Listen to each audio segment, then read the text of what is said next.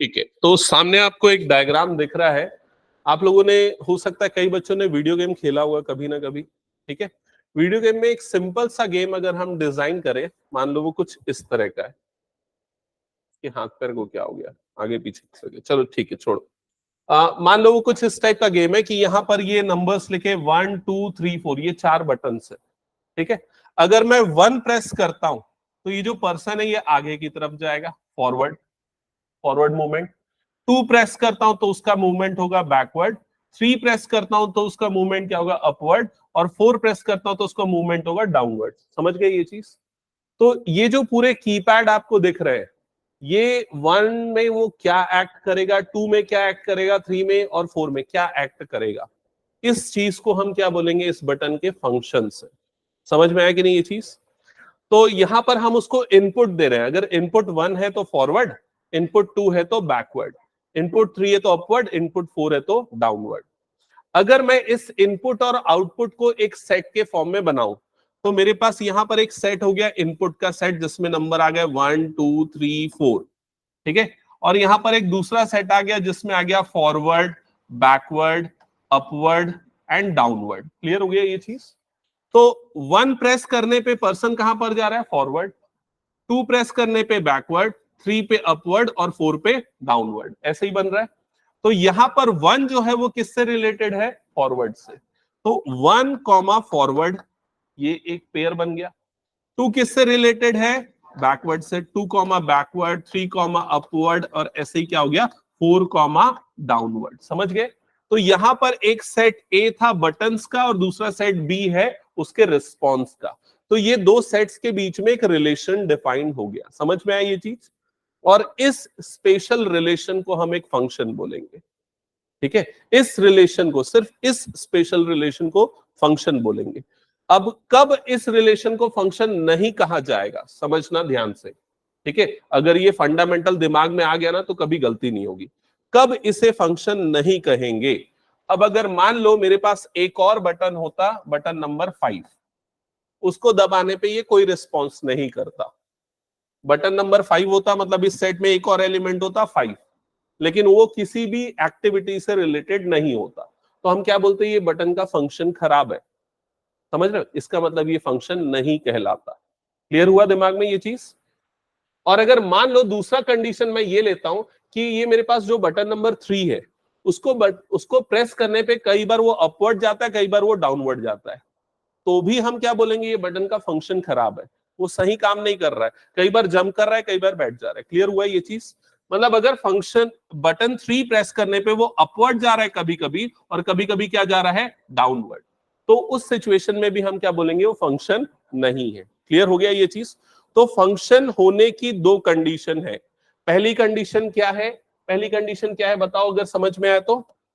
ये वाले सारे एलिमेंट के लिए इमेज होनी चाहिए, इसको इमेज कहा जाता है। क्लियर हो गया? This is called pre image, this is called image. तो सारे एलिमेंट के लिए इमेज होनी चाहिए, क्योंकि अगर बटन 5 था उसकी इमेज नहीं थी तो फंक्शन नहीं था। और हर एलिमेंट की सिंगल इमेज होनी चाहिए। जैसे 3 की अगर डबल इमेज हो गई तो वो फंक्शन नहीं कहलाता। समझ में आ गया? कोई इमेज हो, गुड क्वेश्चन। मान लो ये पर्सन यही एक्टिविटी कर सकता है क्या, और भी कई एक्टिविटी कर सकता है? हो सकता है ये इसके पास गन हो, गोली मारने की भी एक एक्टिविटी हो, तो वो भी है, फायरिंग की एक एक्टिविटी है, लेकिन उसके लिए कोई बटन नहीं है, तो भी ये फंक्शन कहलाएगा। समझ में आ गया ये चीज? फंक्शन हम किसके लिए डिफाइन कर रहे हैं, ये बटन्स के लिए। ये बटन्स प्रॉपरली फंक्शन कर रहे हैं कि नहीं कर रहे हैं? क्लियर ये चीज? तो फंक्शन का ये सेंस समझ में आया। अब ये जो है आपको दिख रहा है, फंक्शन को यूजुअली एफ से डिनोट किया जाता है। जैसे ये जो टर्म आपको दिख रहा है ना, 1 कॉमा एफ, इसे ऑर्डर्ड पेयर कहा जाता है, और ये इस फंक्शन का एलिमेंट है। ये फंक्शन एफ का एलिमेंट है। क्लियर हो गया ये चीज? वैसे 2b 3cu ये सारे फंक्शन के एलिमेंट है। इसको डिनोट करने का एक और तरीका होता है, वो भी बताता हूं। इसको डिनोट करने का तरीका होता है F of 1 is equals to capital F, मतलब फॉरवर्ड। समझ गए? तो मतलब 1 इनपुट है तो फॉरवर्ड क्या है, उसका आउटपुट है। F of 2 is equals to backward, मतलब अगर 2 इनपुट है तो आउटपुट क्या है, बैकवर्ड। समझ में आ गया फंक्शन? तो फंक्शन जो रियल लाइफ में हम यूज करते हैं और जो मैथमेटिक्स में यूज करते हैं वो उसका कोरिलेशन में यहां बताने की कोशिश की।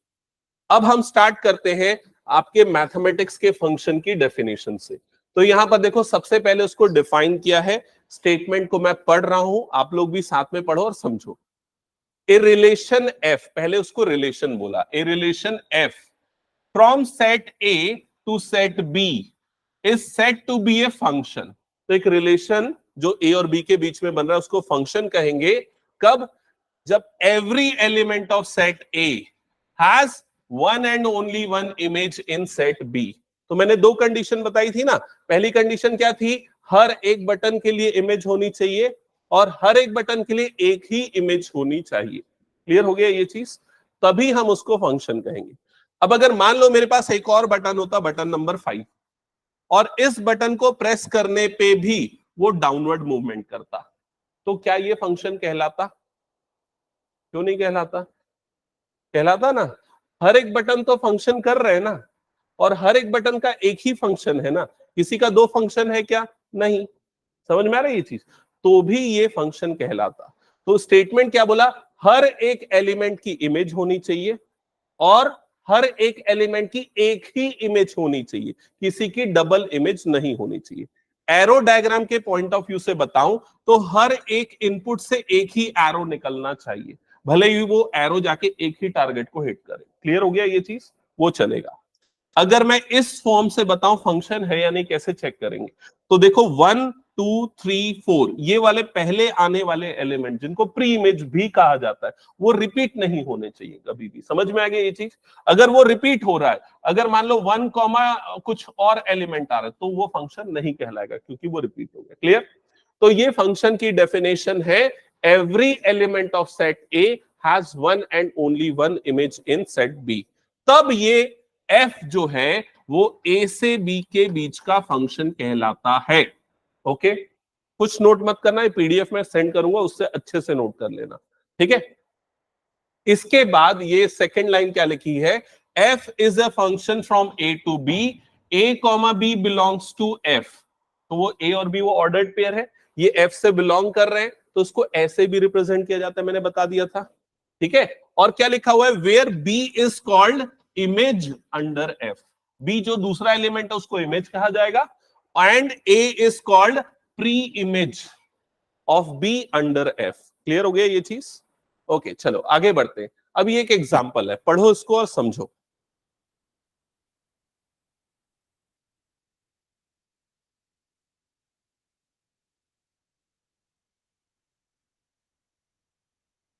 पढ़ लिया सबने? तो यहां पर n जो है वो सेट ऑफ नेचुरल नंबर है, रिलेशन r डिफाइंड है n पे, तो मतलब r जो है वो n टू n पे डिफाइंड। ओके, अब रिलेशन r के को हम लिखते हैं रोस्टर फॉर्म में, अभी सेट बिल्डर फॉर्म में। तो यहाँ x और y दोनों नेचुरल नंबर है, तो एक काम करता हूं, मैं x की वैल्यू ले लेता हूं 1, सबसे छोटा नेचुरल नंबर। अगर मैं x 1 लूंगा तो y क्या आएगा? 2। फिर अगला नेचुरल नंबर 2, x को मैं लेता हूं 2 तो y क्या आएगा? 4। x को लेता हूं 3 तो y क्या आएगा? 6। 4 लूंगा तो क्या आएगा? 8 एंड सो ऑन। क्लियर? ये बनेगा सेट, ये बनेगा रिलेशन। अब इस रिलेशन को देख के बताओ, क्या इस रिलेशन को हम फंक्शन कह सकते हैं या नहीं? क्या ये फंक्शन है? हर नेचुरल नंबर की इमेज है, फर्स्ट कंडीशन ट्रू, और हर नेचुरल नंबर की सिंगल इमेज है, तो इसलिए वो एक फंक्शन कहलाएगा। अब इसका डोमेन क्या है? डोमेन किसे कहते हैं? डोमेन जो पहले आने वाले एलिमेंट्स का सेट होता है ना, दैट इज कॉल्ड डोमेन, या प्री इमेजेस का सेट होता है। तो 1 2 3 4 ये इसका डोमेन हो गया। रेंज क्या होगा बताओ? सेट ऑफ ऑल इमेजेस 2 4 6 8, इनका जो सेट बनेगा उसको क्या बोलेंगे? रेंज। को डोमेन क्या होगा बताओ यहां पर? Set of all natural number. सीधा ये जो टारगेट सेट होता है ना उसको कहते हैं हम कोडोमेन। क्लियर ये चीज? ये सब प्रॉपरली हो जाना चाहिए, आप लोग लिख लेना, मैं सॉल्यूशन नहीं कर रहा हूं, ये बस मैं बेसिक अंडरस्टैंडिंग बनाने के लिए क्वेश्चन दिया हूं। अगला एग्जांपल जो आपको दिख रहा है, एक बार देख के बताओ, ये वाला रिलेशन आर जो आपको दिख रहा है, बताओ ये इसे हम फंक्शन कहेंगे या नहीं? कहेंगे, क्योंकि यहाँ पर 2, 3, 4 कोई भी पहला एलिमेंट रिपीट नहीं हो रहा है, फंक्शन है। दूसरा वाला जो दिख रहा है ये फंक्शन कहलाएगा क्या या नहीं? नहीं, क्योंकि 2 की डबल इमेज आ गई। अगला वाला फंक्शन कहलाएगा क्या? यस कहलाएगा, क्योंकि सभी की सिंगल इमेज है। नेक्स्ट एग्जांपल, नेक्स्ट पॉइंट पे आते हैं। नेक्स्ट है रियल वैल्यूड फंक्शन या रियल फंक्शन। ये दो वर्ड आप बार बार सुनोगे हर क्वेश्चन में, तो उसका मतलब क्या अच्छे से समझो। A function which has either R, इस आर का मतलब है रियल नंबर, रियल नंबर, और one of its subset as its range is called real valued function. इसका सिंपल सा मतलब है, अगर मान लो ऐसा कुछ लिखा हुआ है F of x is equals to Y, मान लो ये कोई फंक्शन है, अगर y की वैल्यू रियल है या रियल का सबसेट है तो इसे कहा जाएगा रियल वैल्यूड फंक्शन। समझ गए ना ये चीज? ठीक है। और सेकेंड पार्ट में क्या लिखा है? Real function. तो इसमें क्या डिफरेंस है? डोमेन इज आइदर आर और सबसेट ऑफ आर, तो उसे रियल फंक्शन कहते हैं। डोमेन मतलब एक्स की वैल्यू, जो एक्स की वैल्यू हम पुट कर रहे हैं, अगर वो रियल है तो इसे रियल फंक्शन कहेंगे, या इनपुट रियल है तो रियल फंक्शन, आउटपुट रियल है तो रियल वैल्यूड फंक्शन। डिफरेंस समझ में आ गया दोनों का? ओके, आगे बढ़ते हैं। Next, independent and dependent variable, ये कुछ जनरल चीजें हैं। कुछ डाउट है केशिता? दोनों रियल होगा तो रियल वैल्यूड फंक्शन बोल देते हैं उसको इन जनरल। ठीक है। इंडिपेंडेंट एंड डिपेंडेंट वेरिएबल समझ लेना, जैसे हर एक फंक्शन का हम अलजेब्रिक रिप्रेजेंटेशन देखते हैं ना, मान लो f of x is equal to x square, ये एक फंक्शन है, एक सिंपली पॉलिनोमियल फंक्शन है। ठीक है। या फिर F of x is equals to sine X, ये कौन सा फंक्शन है? ट्रिग्नोमेट्रिक फंक्शन है। F of x is equal to E raise to power X, कौन सा फंक्शन है? एक्सपोनेंशियल। ऐसे बहुत सारे फंक्शंस है, और हर फंक्शन का अलजेब्रिक रिप्रेजेंटेशन अभी मैंने शो किया, सबका ग्राफ भी बनता है, ग्राफिकल रिप्रेजेंटेशन भी होता है। इसमें x जो होता है उसे इंडिपेंडेंट, और जो उसकी वैल्यू होती है उसको डिपेंडेंट वेरिएबल कहा जाता है। ठीक है। अब कुछ बेसिक फंक्शन मैं बता रहा हूं जो बार बार यूज होंगे, आपको ध्यान में रखना है। पहला आइडेंटिटी फंक्शन। आइडेंटिटी फंक्शन को F of x is equal to X, अगर ऐसा कोई फंक्शन है तो ये आइडेंटिटी फंक्शन है। ठीक है। क्योंकि जब हम इसका ग्राफ प्लॉट करते हैं तो एक स्ट्रेट लाइन बनती है जो पास होती है कहां से? ओरिजिन से, y is equal to X वाली लाइन। ये सब 11th का टॉपिक आपको याद होगा, लेकिन ये सब 12th में यूज होगा बार बार, और अगर वो फंडामेंटल वीक है ना तो फिर प्रॉब्लम जाएगी, इसलिए मैं ब्रीफ कर रहा हूं। ठीक है। अब इसका डोमेन क्या है? तो R। डोमेन का मतलब क्या है? सेट ऑफ ऑल इनपुट्स जो वो ले सकता है। रेंज क्या है? तो वो भी क्या हो जाएगा? R। फिर उसके बाद अगला ये फंक्शन है कांस्टेंट फंक्शन। कांस्टेंट फंक्शन मतलब जैसे F of x is equals to मैंने ले लिया 5, ये कांस्टेंट फंक्शन है। अब इसका डोमेन क्या है बताओ? डोमेन क्या है? Set of all real numbers. X की वैल्यू हम क्या क्या रख सकते हैं? पूरे रियल नंबर रख सकते हैं। रेंज क्या है इसका? ओनली 5, क्योंकि हमेशा एफ ऑफ एक्स की वैल्यू एक ही मिलेगी, वो क्या है? 5। क्लियर? नेक्स्ट आते हैं पॉलिनोमियल फंक्शन। तो पॉलिनोमियल 10th में आपने पढ़ा था ना, क्वाड्रेटिक, क्यूबिक, अलग अलग ग्राफ बनेगा, डिपेंडिंग ऑन दैट ये पॉलिनोमियल फंक्शन है। नेक्स्ट आते हैं, ये बहुत फेमस फंक्शन है और आपके 12th के बोर्ड एग्जाम के क्वेश्चन पेपर में मॉड्यूलस का क्वेश्चन पक्का रहेगा, उसका फंडामेंटल एकदम क्लियर होना चाहिए। तो मॉड्यूलस फंक्शन क्या करता है? इसकी फंक्शनिंग क्या है? इसकी फंक्शनिंग है जो भी हम इनपुट में देंगे वो उसको क्या बना देगा? पॉजिटिव। अगर मैं इनपुट पे दे रहा हूं 2 तो ये मॉड 2 करेगा और वो 2 आ जाएगा। अगर इनपुट पे दे रहा हूं -2 तो क्या करेगा? मॉड -2, और इसकी वैल्यू क्या हो जाएगी? +2। समझ गए ना ये चीज? अब ये फंक्शन करता कैसा है वो समझना। वो चेक करता है कि जो हमने इनपुट में x दिया है वो x क्या 0 से बड़ा है, मतलब पॉजिटिव है। अगर पॉजिटिव है तो x उसका आउटपुट हो जाएगा, और यदि x 0 से छोटा है मतलब नेगेटिव है तो उसमें वो माइनस मल्टीप्लाई कर देगा, जिसके कारण माइनस माइनस वो क्या हो जाएगा? प्लस। समझ में आया? तो कई बार मॉड x जब लिखा होता है ना तो उसको हम या तो +x लिखते हैं या फिर -x लिखते हैं, डिपेंडिंग ऑन x कैसा है। पॉजिटिव तो पॉजिटिव, नेगेटिव होता माइनस मल्टीप्लाई कर देते। उसका ग्राफ ये ऐसा वी शेप्ड ग्राफ बनता है, ध्यान से समझना। क्योंकि जब आप इनपुट 2 दोगे तो आउटपुट आपके पास क्या आएगा? 2। जब इनपुट -2 दोगे तो आउटपुट फिर से क्या आ जाएगा? +2। समझ गए ना ये चीज? तो कभी भी फंक्शन की वैल्यू नेगेटिव नहीं होती, इसलिए डाउनवर्ड नहीं बनेगा, हमेशा कहां पर बनेगा, अपवर्ड बनेगा। क्लियर ये चीज?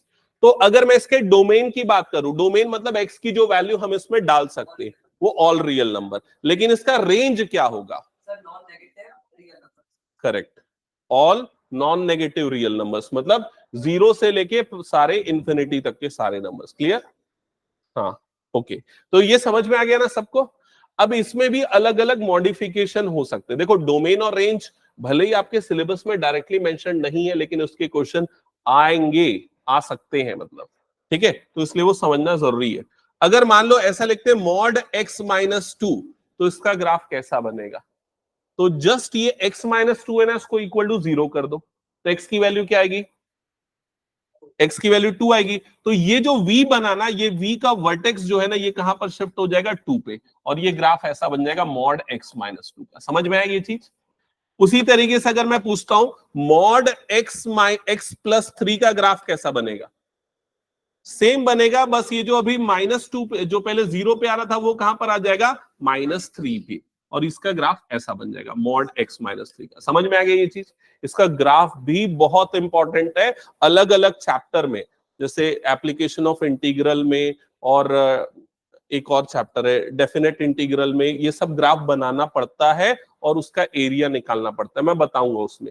तो ये सब चीजें आप नोटबुक में नोट करोगे, ठीक है? हटा दो इसको मैं। ओके, चलो नेक्स्ट आगे बढ़ते हैं। इसको बोलते हैं सिग्नम फंक्शन। सिग्नम फंक्शन क्या होता है? एक स्विच के जैसा होता है, एक बटन मान लो, एक स्विच को अगर आप प्रेस करोगे, ऑन करोगे तो लाइट जल जाएगी, बंद करोगे तो ऑफ हो जाएगी। क्या होगा अगर उसको बीच में रोक दोगे? तो ना ऑन है ना ऑफ है, तो क्या होगा? कुछ भी हो सकता है, ऑन ऑफ दोनों कंडीशन हो सकती है। तो लाइक दैट, अगर मैं इनपुट में पॉजिटिव नंबर दूंगा तो इसका वैल्यू क्या आएगा? 1। इनपुट पे नेगेटिव नंबर दूंगा तो इसका वैल्यू क्या आएगा? -1। और इनपुट पे जीरो दूंगा तो इसका वैल्यू हो जाएगा 0। और इसका ग्राफ देखो, ये -1, ये 1, और जीरो पे इसकी वैल्यू क्या आ रही है? 0। यहां पर ये जो सर्कल खाली है ना, उसका मतलब है वो वैल्यू उस पे इंक्लूड नहीं है। क्लियर? तो अगर इसका डोमेन पूछा जाता है तो आंसर क्या होगा? All real number, because x कुछ भी डाल सकते हो। रेंज अगर पूछा जाता है तो क्या होगा? 1, 0 एंड -1। समझ में आ गया ये सबको? ओके, चलो नेक्स्ट, ये भी बहुत इंपॉर्टेंट फंक्शन है, ग्रेटेस्ट इंटीजर फंक्शन। कौन कौन इस फंक्शन के बारे में जानता है? चलो ठीक है, कोई बात नहीं। मैं एक बार इसको समझाता हूं। इसका भी क्वेश्चन बहुत सारे चैप्टर्स में, ना सिर्फ रिलेशन एंड फंक्शन।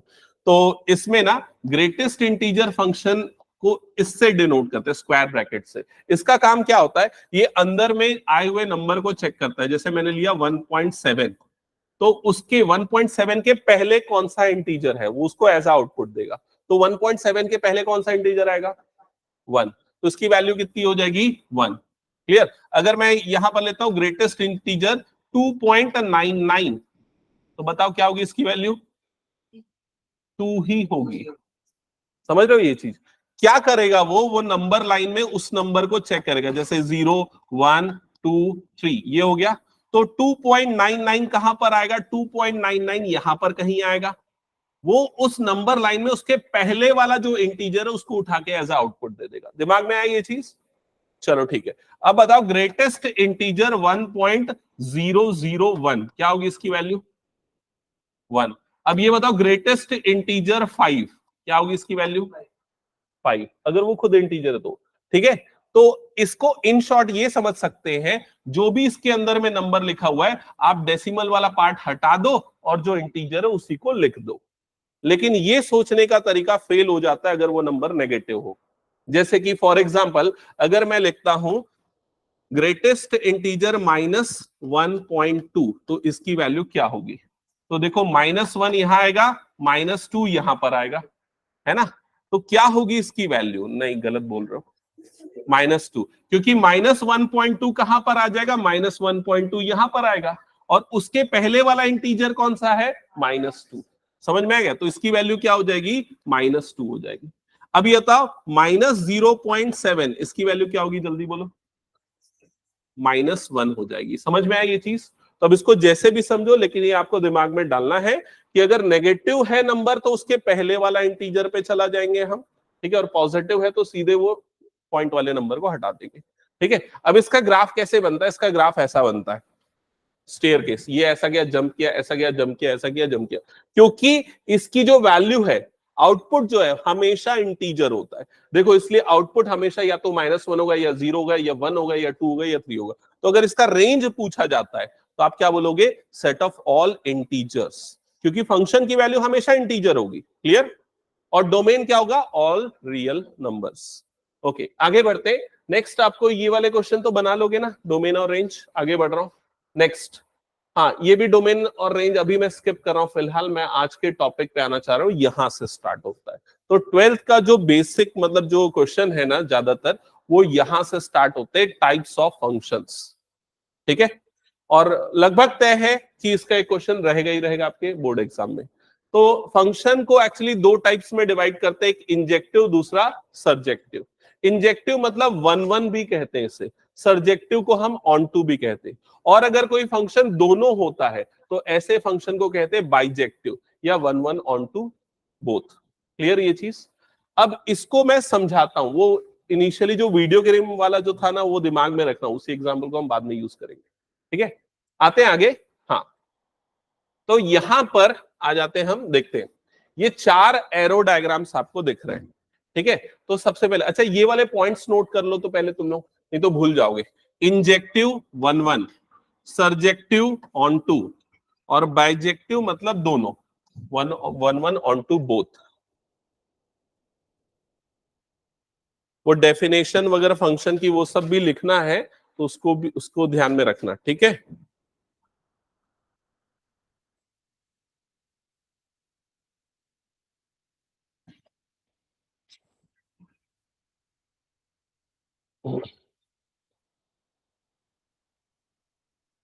नोट कर लिया सबने? हम्म, तो इंजेक्टिव का मतलब है वन वन, कुछ छूट गया तो बाद में लिख लेना। ठीक है आयुष, और थोड़ी स्पीड बढ़ाना पड़ेगा, जो लोग थोड़ा स्लो लिख रहे हैं ना, आप लोगों के पेपर लंबे रहेंगे क्योंकि। हाँ हाँ, तो वन वन जैसा नाम से ही क्लियर है, वन वन मतलब क्या है, देखो एक थोड़ी देर पहले तुम लोगों को याद होगा मैंने यहां पर एक एग्जाम्पल दिया था।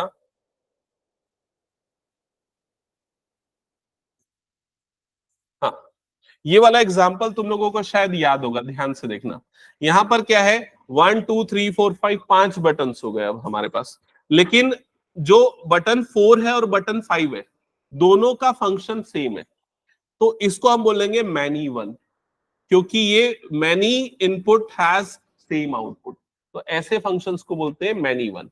और अगर ये नहीं रहता, सभी से एक ही एरो निकलता, तो वो क्या कहलाता, वन वन कहलाता। समझ गए ये चीज? अभी खोजना पड़ेगा, पूरा मिक्स हो गया, कल ले लेना। ठीक है, तो उसको क्या बोलते हैं हम, मैनी वन, और ये वन वन। क्या ये डिफरेंस समझ में आ गया? अब दूसरा ऑन टू को भी समझो। मान लो जैसे आपने बोला कोई और इस पे होता, अगर मान लो एक फायर करना, अगर फायरिंग करना या जो भी करना, ये एक और फंक्शन होता उसमें, लेकिन उसके लिए कोई बटन नहीं होता, तो इसको क्या कहते हैं, नॉट ऑन टू। लेकिन सारे फीचर्स के लिए बटन है, तो उसको हम क्या बोलेंगे, ऑन टू।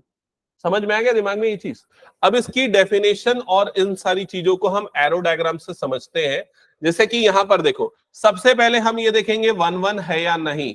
तो यहां पर सभी जैसे ये A B C D सभी में एक ही एरो आ रहा है, तो ये वन वन है। क्यों वन वन है?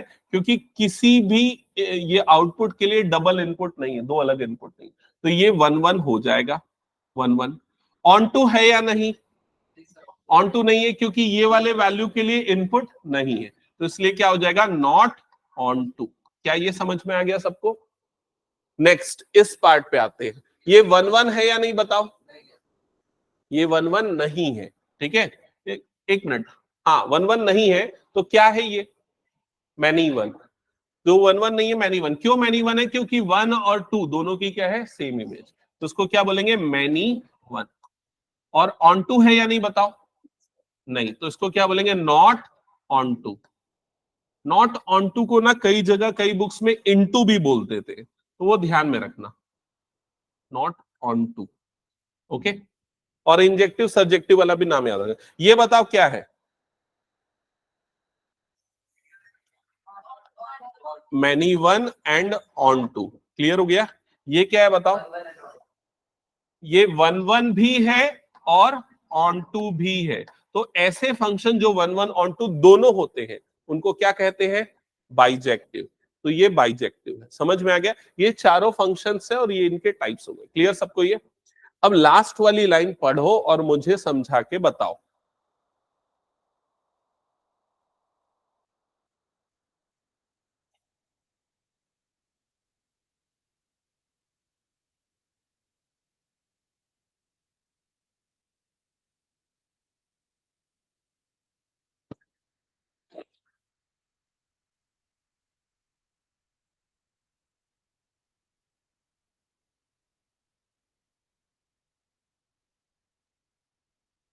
नहीं समझा पा रहे हो कोई? चलो ठीक है, मैं एक क्वेश्चन देता हूं, उसका आंसर करना। ठीक है, मान लो मेरे पास एक सेट ए है, ठीक है, जिसमें कि 5 एलिमेंट्स है। मेरे पास एक सेट बी है जिसमें कि 4 एलिमेंट्स है। ठीक है, अब अगर मैं बोलता हूं एक फंक्शन है जो सेट ए से बी में डिफाइंड है, ठीक है, अलग अलग हो सकता है फंक्शन, तो टोटल कितने फंक्शंस बन सकते हैं जो सेट ए से बी में डिफाइंड होंगे? ऐसे नंबर ऑफ फंक्शंस कितने होंगे? तो आपका आंसर होगा 5 to the power 4। 5 to the power 4। ऐसा क्यों? अब समझो इधर। जैसे अगर मान लो ये मेरे पास सेट ए हो गया, ये मेरे पास सेट बी हो गया, ठीक है, यहां पर 1 2 3 4 5 5 पॉइंट है। यहां पर कितने पॉइंट है? 1 2 3 4 4 पॉइंट है। अब अगर मुझे फंक्शन बनाना है तो उसके लिए दो कंडीशन होनी चाहिए, सारे पॉइंट की इमेज होनी चाहिए और सभी की सिंगल इमेज होनी चाहिए। ठीक है, तो इस वाले के लिए कितने ऑप्शंस हैं बताओ? मैं गलत बोल दिया क्या? हाँ, मैं गलत बोल दिया शायद तक। चलो एक बार चेक करते हैं। इस वाले के पास कितने ऑप्शंस है? 4 ऑप्शंस। ठीक है, 4 ऑप्शंस। अगले वाले के पास कितने ऑप्शंस है? 4 ऑप्शंस। अगले वाले के पास कितने ऑप्शंस है? 4 ऑप्शंस, लाइक दिस। तो टोटल मिला के कितने एलिमेंट के लिए ऑप्शंस आ रहे हैं? 5। तो आंसर क्या हो जाएगा? 4 raised to power 5। मैंने गलत लिख दिया था, 4 raised to power 5। क्या ये समझ में आया? तो ये जो स्टेटमेंट लिखी है ना, ये उसी को जनरलाइज करके लिखा है। अगर मान लो पहले वाले सेट में m एलिमेंट है, दूसरे वाले सेट में n एलिमेंट है, तो टोटल नंबर ऑफ फंक्शंस कितने बनेंगे? n raised to power m। Clear हो गया ये चीज? अब अगर मान लिया जाए, सुनना मेरी बात ध्यान से, अब अगर मान लो क्वेश्चन में ये बोलता कि a से b के बीच में कितने 1 1 फंक्शन बनेंगे? 1 1 फंक्शन समझ रहे हो ना? मतलब ए की जो इमेज है वो अब किसी और की इमेज नहीं हो सकती। क्लियर हो गया ये चीज? तो अब कितने 1 1 फंक्शन बनेंगे? और इसमें मान लो 6 पॉइंट्स हैं, ठीक है, तो अब कितने 1 1 फंक्शन बनेंगे बताओ? तो इसके पास कितने ऑप्शन है? पहले वाले के पास 5 ऑप्शन, नहीं 5 नहीं, कितने? 6 ऑप्शन है। मैंने 6 कर दिया ना। सेकंड वाले के पास कितने ऑप्शंस बचे बताओ? 5। थर्ड वाले के पास कितने ऑप्शन बचे? 4। उसके बाद वालों के लिए 3, उसके बाद वालों के लिए 2 और उसके बाद वाले के लिए नहीं, इसमें आखिरी वाले के लिए 1 नहीं, आखिरी वाले के पास 2 ऑप्शन बचे। चेंज करता हूं ना मैं, इसको सेट को सेम बना देता हूं, ठीक है, तब मेरे ख्याल से वो करेक्ट आंसर तक पहुंचेंगे हम। ठीक है, इसमें भी 5 एलिमेंट, इसमें भी 5 एलिमेंट। अब उस चीज को समझते हैं। हाँ, इसमें भी 5 एलिमेंट है, इसमें भी 5 एलिमेंट। तो पहले वाले के पास 5 ऑप्शन, दूसरे वाले के पास 4, फिर 3, फिर 2 और आखिरी वाले के पास 1 ऑप्शन। तो क्या बन जाएगा? ये 5 फैक्टोरियल। समझ गए ये चीज? तो ये वाला फॉर्मूला जो है, ये n फैक्टोरियल वाला, ये तभी अप्लाई होगा जब ये दोनों सेट में नंबर ऑफ एलिमेंट क्या हो? सेम हो। अगर अलग होंगे तो वो आपको जो मैं तरीका समझाया उस तरीके से आपको उसका आंसर निकालना पड़ेगा। क्लियर ये चीज? तो ये कुछ डायरेक्ट क्वेश्चन है जो एग्जाम में पूछे जाते हैं। अब यहां पर फंक्शन को जो हमने एरो डायग्राम से देखा, ये उसका तरीका है उसको फंक्शन को 1 1 ऑन टू चेक करने का। ये एनसीईआरटी का स्क्रीनशॉट है, ठीक है। तो 1 1 ऑन टू चेक करने के ना 2 3 तरीके। एक तो आप चाहो तो उसका डायग्राम से चेक कर सकते हो, दूसरा तरीका उसका अल्जेब्रिकली भी चेक कर सकते हो। तो अभी हम सिर्फ और सिर्फ 1 1 मतलब कि इंजेक्टिव है या नहीं कोई फंक्शन, वो चेक करना सीखेंगे। ठीक है, तो ये वाली चीज यहां पर नोट डाउन कर लो। ये वाला जो डेफिनेशन है ना, इसको बस नोट डाउन कर लो अच्छे से। डेफिनेशन 5 और समझते हुए ना।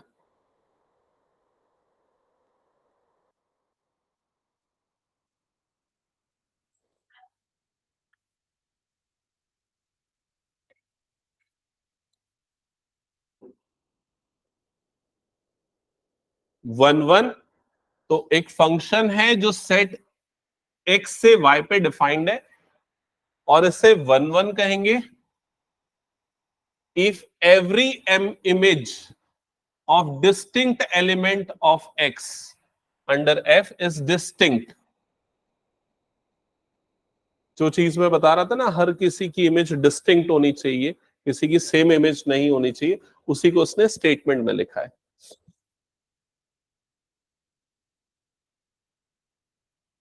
यहां तक हो गया, सबने नोट किया?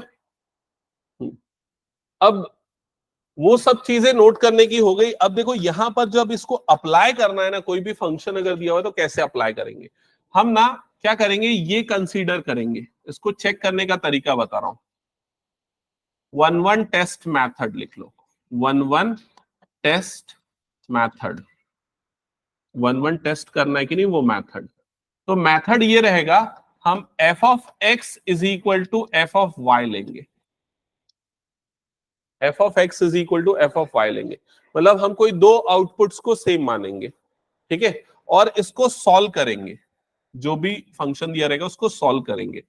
सॉल्व करने के बाद अगर हमें ये मिलता है कि x is equal to Y, तो उस सिचुएशन में कहलाएगा कि ये फंक्शन क्या है, वन वन।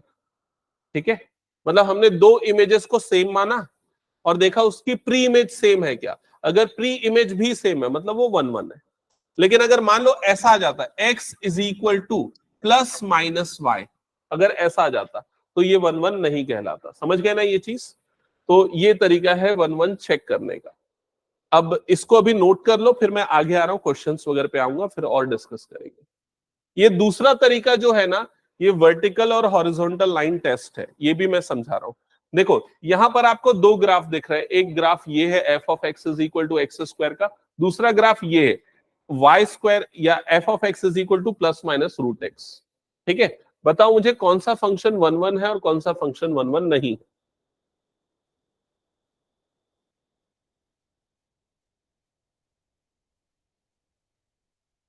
पहली चीज तो ये कि ये वाला फंक्शन है और ये वाला फंक्शन है ही नहीं। क्यों नहीं है वो फंक्शन? क्योंकि अगर मैं इनपुट मान लो वन देता हूं, इनपुट अगर वन देता हूं, तो आउटपुट की वैल्यू मतलब एफ ऑफ वन की वैल्यू एक बार क्या आएगी, प्लस वन, और एक बार क्या आएगी, माइनस वन, क्योंकि क्या लिखा है, प्लस माइनस। तो एक की डबल इमेज हो गई, तो इसलिए वो फंक्शन है ही नहीं। तो फंक्शन है या नहीं वो चेक करने का टेस्ट जो है उसको बोलते हैं वर्टिकल लाइन टेस्ट। आप एक वर्टिकल लाइन को लेफ्ट से राइट में घुमाओ, अगर वो वर्टिकल लाइन ग्राफ को एक ही सिंगल पॉइंट पे कट करती है मतलब वो फंक्शन होगा, और अगर दो पॉइंट पे कट करती है मतलब वो फंक्शन नहीं होगा। समझ गए ना ये चीज?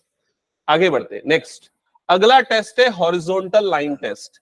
हॉरिजॉन्टल लाइन टेस्ट यूज होता है ग्राफ से पता करने के लिए वो वन वन है या नहीं। अगर हॉरिजॉन्टल लाइन को मैं नीचे से ऊपर घुमा रहा हूं और अगर वो ग्राफ को सिंगल पॉइंट पे कट करती है तो वो क्या हो जाएगा, वन वन। लेकिन अगर वो दो पॉइंट पे कट करती है तो वो क्या हो जाएगा, onto, sorry many one, many one. जैसे कि मान लो अगर इसी फंक्शन में लेता हूं मैं, यहां इनपुट टू लेता हूं तो इसके आउटपुट की वैल्यू क्या आएगी, फोर। इनपुट अगर मैं माइनस टू लेता हूं तो देखो एक्स स्क्वायर है तो उसका स्क्वायरिंग करने पे क्या आ जाएगा, प्लस फोर। तो ये क्या हो जाएगा, मैनी वन हो जाएगा। समझ में आया ये चीज? अब अगर मान लो ये ग्राफ में ये वाला हिस्सा होता ही नहीं, फंक्शन जो है सिर्फ पॉजिटिव वैल्यू के लिए डिफाइंड होता, तो क्या ये वन वन कहलाता? यस, तब ये वन वन हो जाता। क्लियर हो गया ये चीज? ठीक है, तो ये दिमाग में क्लियर हो गया ना सबको? ओके, अब सीधे हम एनसीईआरटी के क्वेश्चन स्टार्ट करेंगे और हम सबसे पहले करेंगे क्वेश्चन नंबर 2, क्योंकि वो सबसे अच्छा है समझने के लिए। तो हेडिंग डाल लेना क्वेश्चन नंबर 2, जिसमें आपको वन वन और ऑन टू चेक करना है। मैं सिर्फ अभी वन वन चेक करना बताऊंगा, दोनों एक साथ बताऊंगा तो कंफ्यूज हो जाओगे। तो पहले वन वन अच्छे से सीख लो। तो वन वन में ना, वन वन को इंजेक्टिविटी कहते हैं, ऑन टू को सब्जेक्टिविटी कहते हैं, और इसका सिर्फ ये वाला क्वेश्चन नोट करना, फर्स्ट वाला, f from n to n, और f of x is equals to क्या है, एक्स स्क्वायर। ठीक है,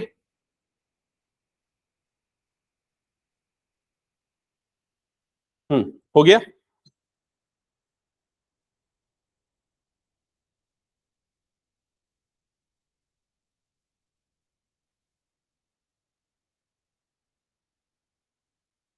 हाँ, तो अब तुम लोग खुद ही सोचो कि जो अभी मैंने टेस्ट मेथड बताया था 1 1 का, वो क्या बताया था? F of x is equals to क्या करना है? F of Y. मैंने यही बताया, तो लिखो let F of x is equal to F of Y. ठीक है, तो भाई एफ ऑफ एक्स की वैल्यू यहां पर एक्स स्क्वायर है, तो एफ ऑफ एक्स की जगह पे क्या लिखेंगे? X square. तो एफ ऑफ वाई की जगह पे क्या लिखेंगे बताओ? Y square. तो x square is equal to क्या आ गया? Y square. समझ गए? ठीक है, अब इसके बाद इसको हालांकि मैं डायरेक्ट भी बता सकता हूं, लेकिन मैं एक आध दो स्टेप बढ़ा रहा हूं, समझ लो। मान लो वाई स्क्वायर को इधर भेजता हूं, तो क्या बनेगा? X square minus y square is equal to 0। A square minus b square मतलब क्या होगा? A plus b into a minus b is equal to 0। तो एक्स की एक वैल्यू आएगी माइनस वाई और एक्स की दूसरी वैल्यू क्या आएगी? Plus Y. क्या ये समझ में आया? डायरेक्टली यहां रूट करता तो भी प्लस माइनस हो जाता, मैंने ऐसे करके बताया। क्लियर ये चीज? अब आप लोग बताओ ये 1 1 है या नहीं, इंजेक्टिव है या नहीं? ये इंजेक्टिव है या नहीं बताओ? हाँ, इंजेक्टिव की कंडीशन क्या है? अगर F of x is equal to F of Y लेके चलते हैं, तो एक्स इज इक्वल टू क्या आना चाहिए? वाई। आ रहा है, लेकिन एक और चीज आ रही है, तो क्या ये इंजेक्टिव होगा? यस, ये होगा। क्यों होगा? क्योंकि यहां पर एक चीज आपने नोटिस नहीं की, क्या लिखा है ये? एन टू एन, मतलब एक्स और वाई क्या होने चाहिए? नेचुरल नंबर होने चाहिए। तो इसलिए ये वाली कंडीशन आ तो गई, लेकिन ये कभी एग्जिस्ट नहीं करेगी इस सिचुएशन में। तो आपके पास क्या मिला? X is equals to Y, मतलब ये रिलेशन क्या हो जाएगा? 1 1। अगर यहां पर एन की जगह पे ये होता, आर होता, जैसे ये वाला क्वेश्चन है, ये वाला क्वेश्चन है ना, तो ये नॉट 1 1 होता, क्योंकि उस सिचुएशन में दोनों चीजें ट्रू होती। क्लियर हो गया ये चीज? अब इसको दूसरे डायरेक्शन से देखो। दूसरे डायरेक्शन से देखने का मतलब है, अगर मैं कोई भी नेचुरल नंबर लूंगा, जैसे मान लो 1 लिया, तो 1 का स्क्वायर क्या आएगा? 1। 2 का स्क्वायर क्या आएगा? 4। 3 का स्क्वायर क्या आएगा? 9। किसी और का स्क्वायर 9 आएगा क्या नेचुरल नंबर लेने पे? नहीं आएगा। समझ गए ना ये चीज? लेकिन अगर वो रियल नंबर लूंगा तो वो पॉसिबिलिटी हो जाती है। क्लियर ये चीज? तो इसलिए ये 1 1 होगा। ठीक है, तो लिख लो एफ इज 1 1, और चाहो तो ऑन टू के लिए जगह छोड़ दो, जब मैं उसको पढ़ाऊंगा तो वो करना, या उसको सेपरेटली कर लेना, जैसे आपकी इच्छा। ये अभी मैंने क्वेश्चन नंबर 1 बताया। अब इसके बाद क्वेश्चन नंबर 3 को पहले करेंगे ना, क्योंकि वो इससे रिलेटेड है। क्वेश्चन नंबर 3 में है F of x is equal to x square, और अब ये आप समझ गए होंगे कि ये सेट की वैल्यू कितनी है। ये जो फालतू सी चीज यहां लिखी रहती है, उसकी वैल्यू कितनी है समझ में आ गया होगा, है ना? पूरा आंसर बदल सकता है, तो ये भी मेंशन करो। तो F of x is equal to x square, और ये फिर से सेम मेथड, सेम सॉल्यूशन जो यहां पर किया था वो पूरा सॉल्यूशन होगा, और लास्ट में यहां पर X is equal to Y and X is equal to minus Y, दोनों कंडीशन यहां पर वैलिड होगी। दोनों कंडीशन वैलिड होगी मतलब इसको क्या लिख दोगे? नॉट 1 1, या फिर मैनी 1 भी बोल सकते हो। क्लियर? समझ में आया? आयुष क्लियर ना? हाँ, हाँ, वो रियल नंबर है, इसलिए इसलिए वो नेगेटिव भी हो सकता है एक्स, और एक्स पॉजिटिव भी हो सकता है, लेकिन यहाँ एक्स सिर्फ पॉजिटिव हो सकता था। ठीक है, हाँ, ये भी हो गया। अब इसके बाद तुम लोग खुद से ये वाला सेकंड वाला चेक करके बताओ। अच्छा, सेकंड वाला भी तो सेम है, उसको भी ले सकते थे। तुम लोग चेक करके बताओ सेकंड वाला क्या होगा? 1 1 होगा या नहीं? जेड का मतलब तो पता है ना सबको? इंटीजर्स, जेलन, जर्मन वर्ड है। जेलन इंटीजर का दूसरा नाम है, जर्मन नेम है। ठीक है, इसलिए इंटीजर को जेड से डिनोट किया जाता है।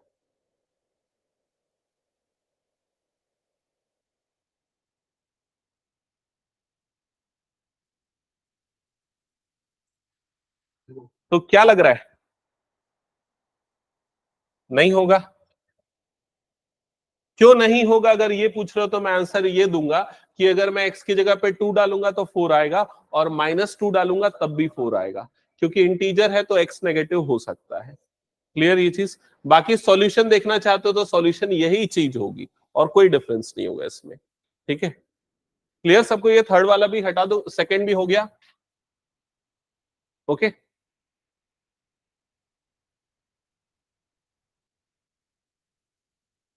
हाँ, फोर्थ वाला क्या लग रहा है तुम लोगों को, क्या होगा? 1 1 होगा क्या? तो आप ऐसे ही मन से ले लो ना, n लिखा है ना, तो कोई भी एक नेचुरल नंबर ले लो, क्या हो जाएगा? 1 लोगे तो 1 का स्क्वायर करने पे क्या, 1 का क्यूब करने पे क्या आएगा? 1। 2 का क्यूब करने पे कितना आएगा? 8। 8 किसी और का क्यूब करने पे आएगा क्या अगर मैं नेचुरल नंबर लेता हूं? नहीं। तो मतलब ये क्या हो जाएगा? 1 1। समझ गए? अब इसको लिखेंगे कैसे? तो लिखने के लिए आप सिंपल ये तरीका लिख लो, पहले क्वेश्चन लिख लिया F of x is equal to X cube, और फिर यहां पर लिखेंगे F from N to N, ये फंक्शन डिफाइंड है। अब ये लिख लेना F of x is equals to F of Y, जो हम तरीका यहां पर देखे थे। ठीक है, तो X cube is equals to क्या हो जाएगा यहां पर? Y cube. फिर इंप्लाइज लगा दो और ये लिख दो X is equal to Y, बस यही वैलिड होगा। क्लियर? बाकी चाहो तो और सॉल्यूशन बढ़ा के लंबा चौड़ा कर सकते हो, बट जरूरत नहीं, इतना सफिशिएंट है। x is equal to Y, therefore f is 1 1। Okay, इसके बाद बताओ मुझे ये वाला 1 1 होगा?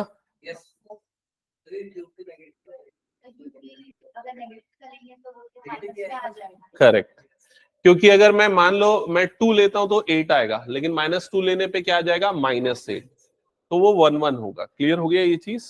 ठीक है, अब इसको भी लिखने के लिए आप कैसे कर सकते हो उसको? सॉल्यूशन तो ये आ गया, ठीक है, बाकी उसकी वैल्यू, दो वैल्यूज उसमें आएंगी ना।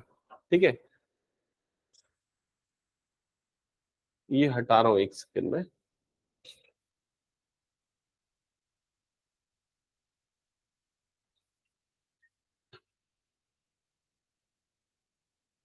इसमें भी सेम चीजें आएंगी ना, इसको मेरे ख्याल से कर लोगे ना आप लोग।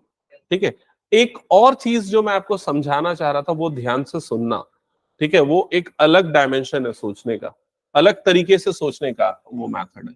जैसे अगर मान लो मैं ये लेता हूं F of x is equal to x square, अगर मान लो ये लेता हूं, इसका ग्राफ कैसा बनता है? अगर मैं थर्ड वाले नंबर के लिए ग्राफ बनाना चाहूं ना, इसके लिए अगर ग्राफ बनाना चाहूं तो बता रहा हूं वो कैसा बनेगा। वो ग्राफ बनेगा ऐसा। समझ में आया ये चीज? यू शेप्ड बनेगा, क्योंकि 0 पे 0 आएगा, 1 पे 1 आएगा, 2 पे 4 आएगा, 3 पे 9 आएगा, -2 पे ऐसा वो भी पॉजिटिव होते जाएगा। अब अगर मैं सेकंड वाले का ग्राफ बनाऊंगा तो वो ग्राफ कैसा बनेगा? ये डॉटेड बनेगा ग्राफ। समझ रहे हो ना ये चीज? क्योंकि सेकंड वाला फंक्शन किस पे डिफाइंड है? सिर्फ integers.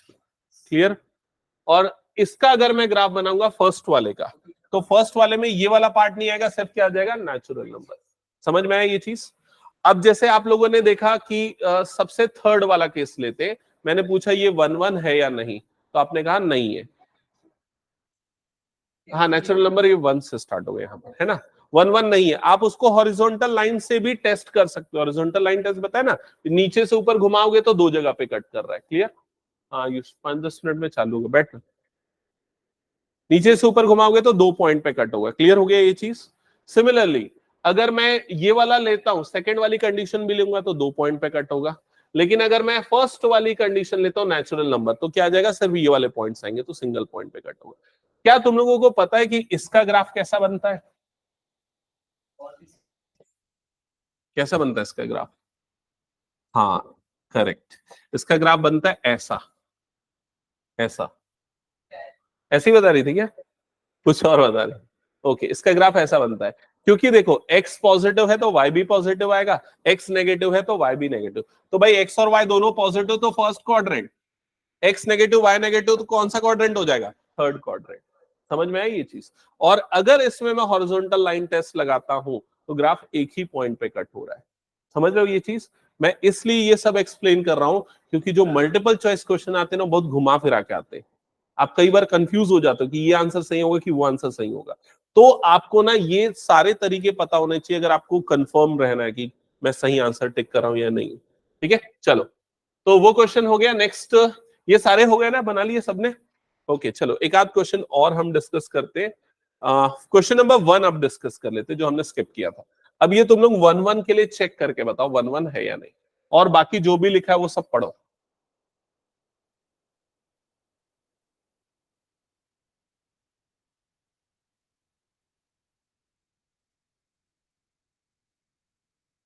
show that function f from this set to this set defined like this is 1 1 and on 2. ये तो शो करना है, मतलब पता है 1 1 है, ठीक है। आर एस्ट्रिक इसने बताया है set of all non zero real numbers, तो इसने नॉन जीरो रियल नंबर्स ही क्यों लिए, जीरो लेने पे वो नॉट डिफाइंड हो जाता फंक्शन, दैट्स व्हाई, ठीक है। Is the result true if domain is replaced by N, तो फर्स्ट वाला पार्ट तो ठीक है, 1 1 आप प्रूफ कर लोगे। 1 1 प्रूफ करने के लिए अगर क्वेश्चन आता है तो कैसे करना है, F of x is equal to क्या लेना है यहाँ पर, F of Y. F of X की जगह पे आ जाएगा 1 upon X, F of Y की जगह पे आ जाएगा 1 अपॉन वाई, क्रॉस मल्टीप्लाई कर देना तो एक्स इज इक्वल टू क्या आ जाएगा, वाई। हो गया 1 1 प्रूफ, ठीक है।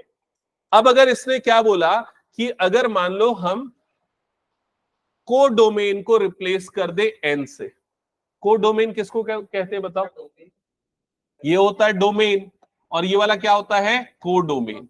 तो ये फंक्शन रीडिफाइंड हो गया, ये क्या हो गया, आर एस्ट्रिक्स से लेके एक हाथ पर आ गया, एन पे आ गया। क्लियर हो गया ये चीज। अब क्या ये कन्वर्स ट्रू होगा या नहीं होगा बताओ,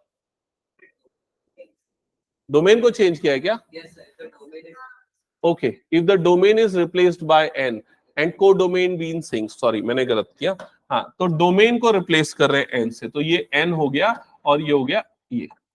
अब बताओ क्या रिजल्ट सेम होगा या नहीं, क्या अभी भी ये 1 1 होगा या नहीं, 1 1 चेक करने के लिए बस मैं बोल रहा हूं।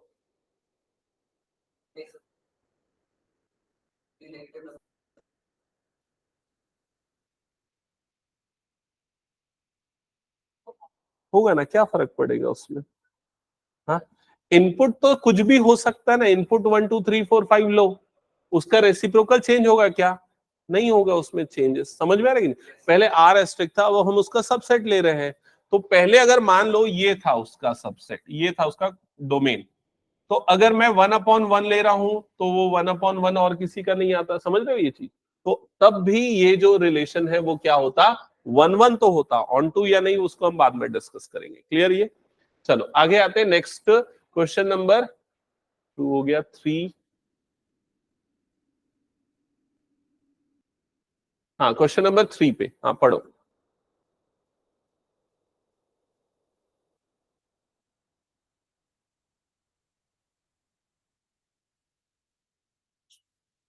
पढ़ लिया सबने क्वेश्चन। तो ग्रेटेस्ट इंटीजर फंक्शन इस पे डिफाइंड है और ये ग्रेटेस्ट इंटीजर फंक्शन का रिप्रेजेंटेशन है। आपको प्रूफ करना है कि ये नॉट 1 1 है, नाइदर 1 1 नॉर ऑन टू, तो 1 1 नहीं है। तो आप एक एग्जांपल बताओ क्यों ये 1 1 नहीं है। गुड, क्योंकि अगर मैं इसमें इनपुट लेता हूं 2.1, तो ग्रेटेस्ट इंटीजर 2.1, इसकी वैल्यू कितनी होगी 2, और अगर मैं इनपुट लेता हूं 2.4, तो ग्रेटेस्ट इंटीजर 2.4, तो इसकी भी वैल्यू क्या आएगी 2। समझ गए थे ना ग्रेटेस्ट इंटीजर फंक्शन क्यों इंपॉर्टेंट था, पढ़ना पहले से, ठीक है। ओके, तो हटा दूं फिर इसको मैं। नेक्स्ट,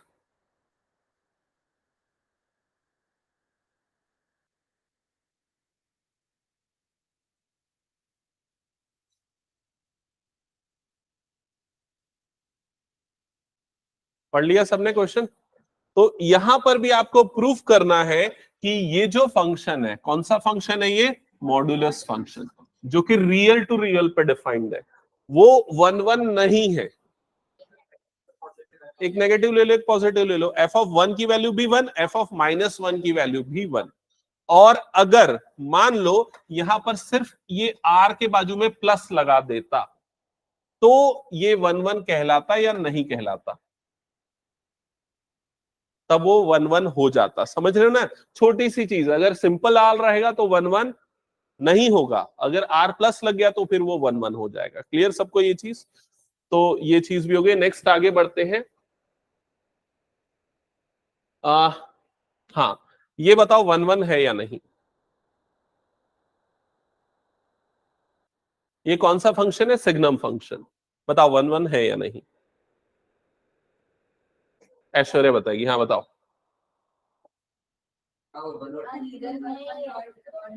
प्रूफ करना है वो तो ठीक है, समझ गए, ठीक है। हाँ, क्यों 1 1 नहीं है, एग्जाम्पल देके बताओ। एफ ऑफ 2 की वैल्यू होगी 1, एफ ऑफ 3 की वैल्यू भी क्या होगी 1, ये देखो क्या लिखा है, जब मैं समझाया था ना इसीलिए सब फंक्शन पहले समझाया था। अगर x पॉजिटिव है तो फंक्शन की वैल्यू क्या होगी 1। तो कोई भी पॉजिटिव इनपुट है तो आउटपुट में 1 आना है, ये है ना। तो इसलिए फंक्शन क्या है 1 1 फंक्शन। क्लियर ये चीज? नहीं मैं गलत बोल रहा हूं क्या, मैनी 1 नॉट 1 1। क्लियर सबको ये चीज? तो ठीक है, मैं अभी तक जो समझाया हूं आप लोगों का सिर्फ इतना ही होमवर्क है कि ये सारी चीजें जो मैं समझाया उसको अच्छे से लिख के अपनी अंडरस्टैंडिंग के हिसाब से नोट्स रेडी कर लेना। ठीक है, पीडीएफ तो मैं उसमें डालता हूँ ना, यूट्यूब का जो वीडियो डलता है ना उसी के डिस्क्रिप्शन में पीडीएफ डाल देता हूँ। ठीक है।